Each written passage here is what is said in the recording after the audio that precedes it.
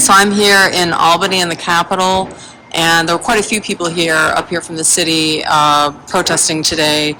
You're from Vocal, New York. Do you want to tell me why you came out here today and what your protests and demands were about? Yeah, my name is Neil Barry. We represent Vocal as voices of community activists and leaders. We have 4 unions, one of them mass incarceration, one of them is overdose prevention, the other is HIV, and one is homelessness. And this particular day, we're here for wrongful conviction.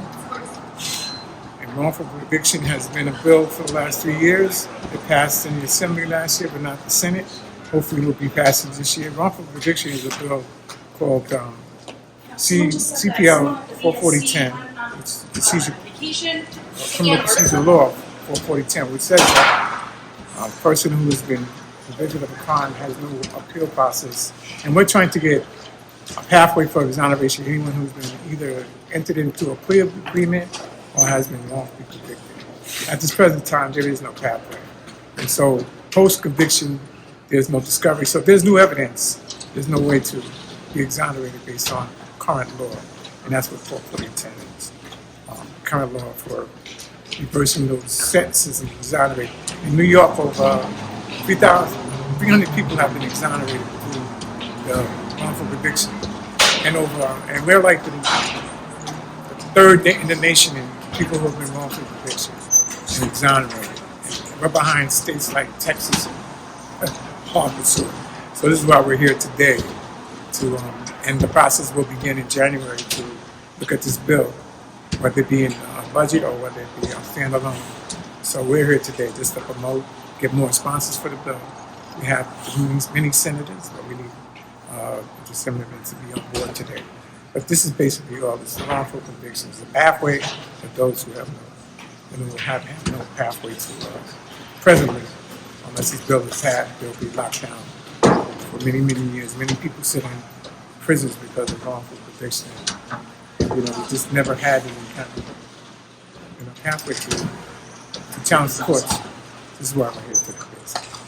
You're talking about people who have already been determined to have been wrongfully convicted. All those who've been convicted of a crime, right? Who've been debts, who sit in prison because they've been wrongly convicted. Right. Do you need to? No, I'm good. Okay. So, what is the process now? So there's a court decision. It'll take the Senate. It has to be done through a legal channel. So we're doing legislation to order the courts to allow people a pathway, which would be getting a legal. Every person who's convicted of a crime would be not promised, but would be eligible to have a legal aid lawyer or a lawyer present. At this present time, there's no presentation. There's no present legal counsel for anyone that's free. You have to have money to have legal counsel. There's many people sitting there because they can't afford to have a lawyer file that 440 motion. This would mandate that everyone who filed for 440 would have legal counsel. It wouldn't be frivolous cases because people would have legal counsel. So those frivolous cases, when you say it's going to be an overload, no, because you would have a lawyer.